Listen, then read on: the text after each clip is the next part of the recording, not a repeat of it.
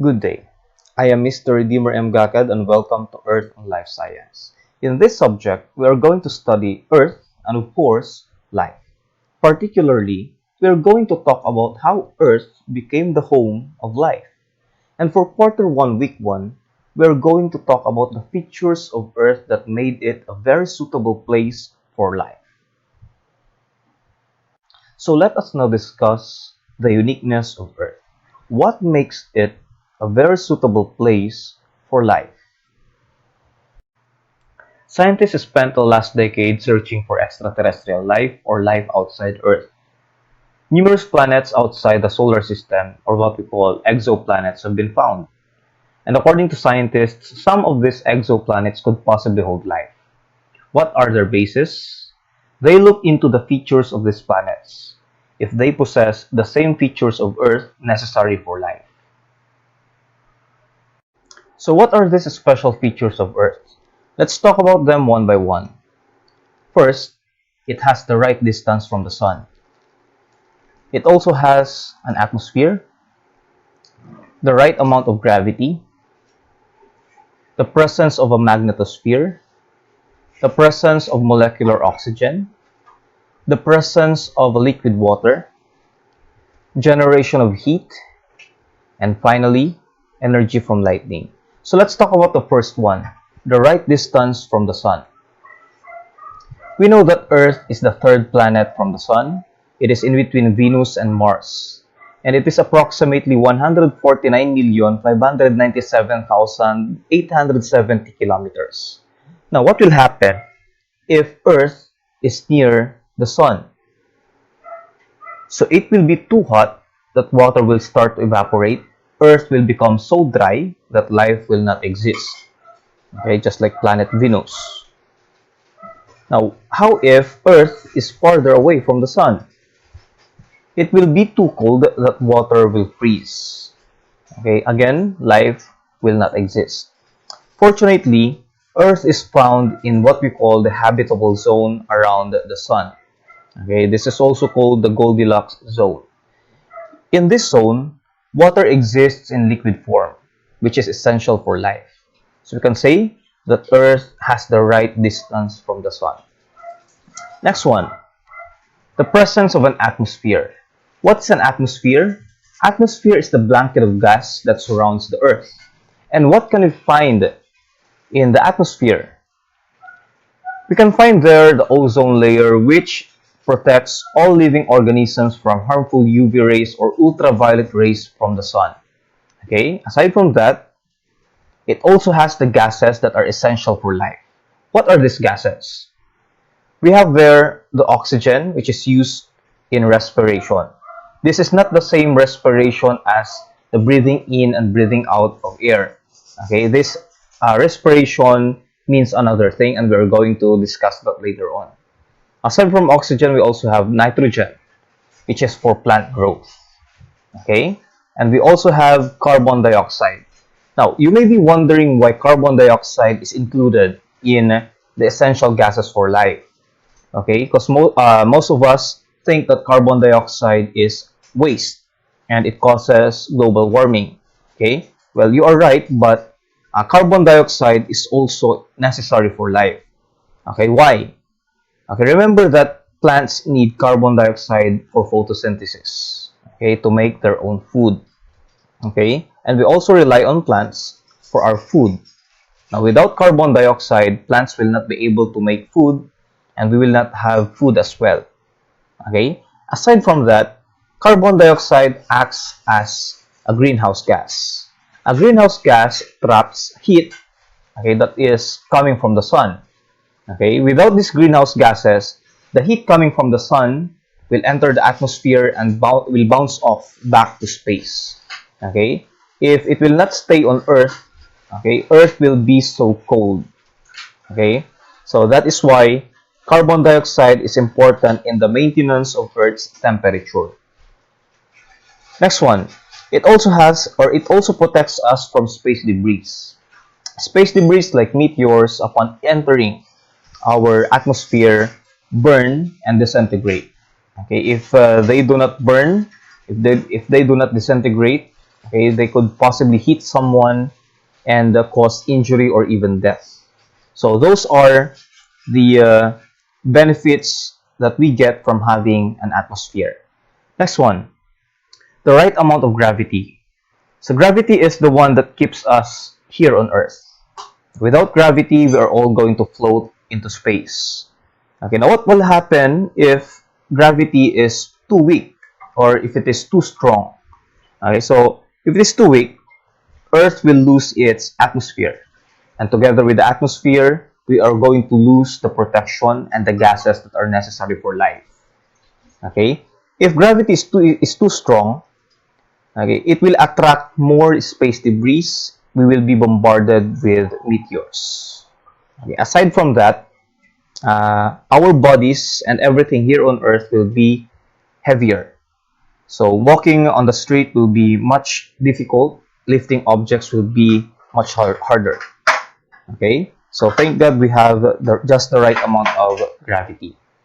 Next one, the presence of magnetosphere. So let us watch this video to learn or to know more about this magnetosphere and how important it is for Earth and all the living things in it.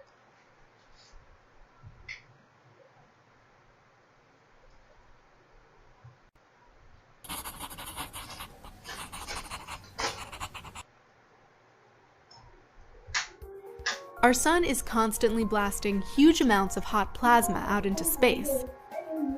All those charged particles have a big effect on everything in their path. So what's protecting Earth from the solar wind and solar storms? Earth's thick atmosphere provides some defense, scattering and absorbing solar particles before they reach the surface. But our planet also has a secret weapon, a strong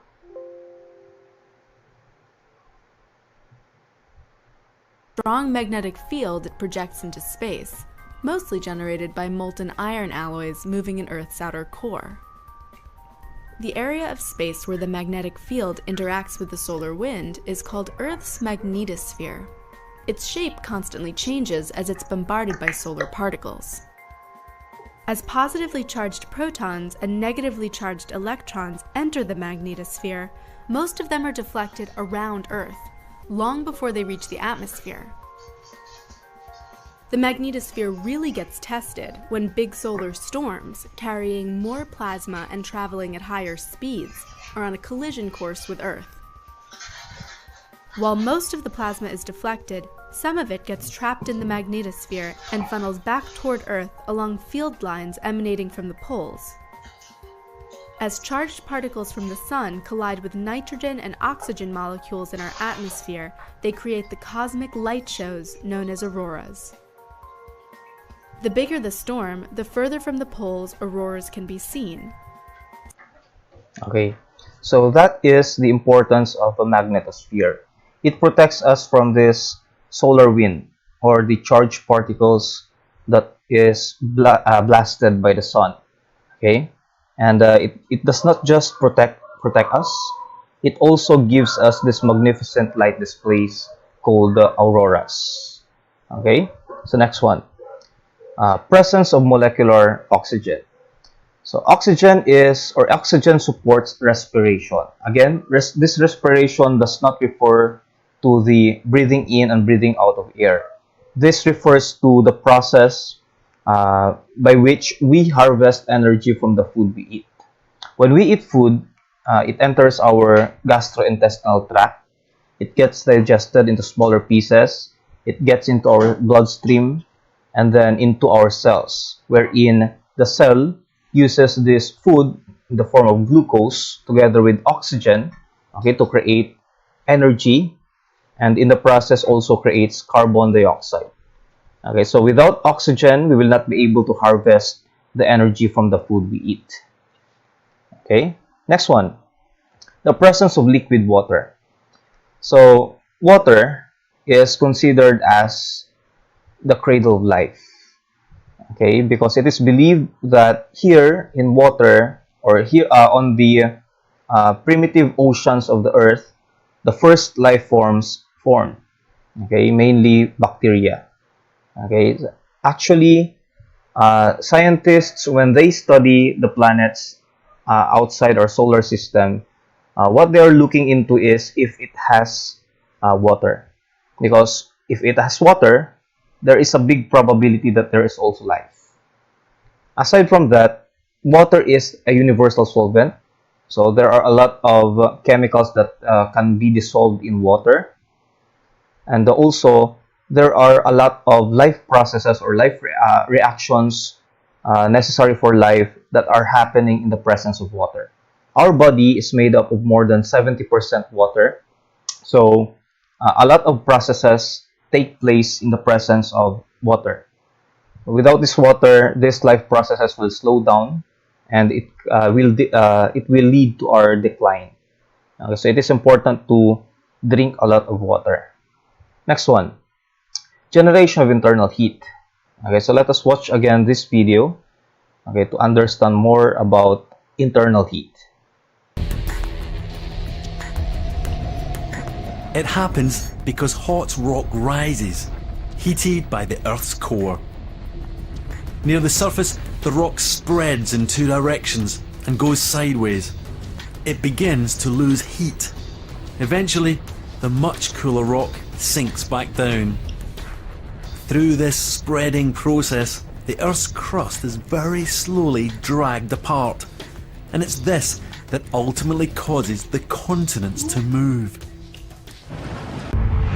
Where the plates collide, the rock on the seafloor containing carbon from the dead plankton is carried deep into the Earth. As it descends, this layer of rock is heated, so the rock melts, releasing carbon dioxide. And gas is returned back into the atmosphere during an eruption.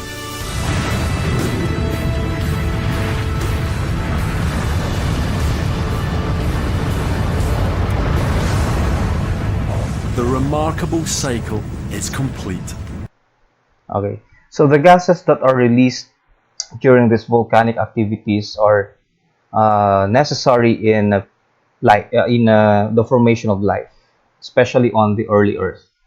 Okay, so that is the importance of having internal heat. Aside from that, it also causes the changes in the features of the surface of the Earth, or what we call the geomorphism. Okay, so next, energy from lightning. On the previous feature, we talked about, or we heard about the gases that are released into the atmosphere. Well, one theory about the formation of life is that it is formed by lightning. Okay, the gases that are released in the atmosphere of early Earth, such as methane, ammonia, okay, they form the first organic molecules called amino acids through the energy from lightning. So these gases splits up into its components when they are struck by lightning, or due to the energy of lightning.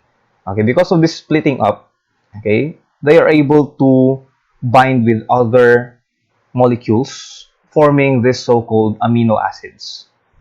Okay, and then amino acids in turn, okay, build or combine together to form what we call proteins. Proteins are essential in the formation of muscles and tissues, which are parts of living organisms. Okay, so that is how lightning could have possibly led to the formation of these organic molecules, which later formed life.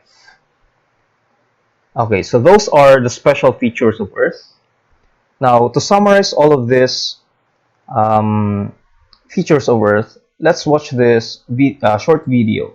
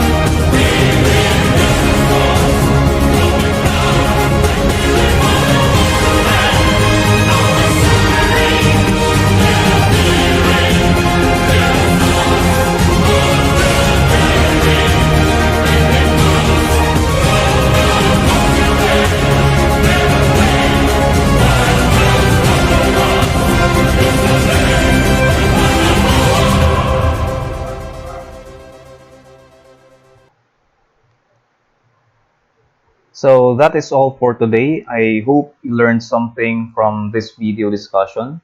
See you next time.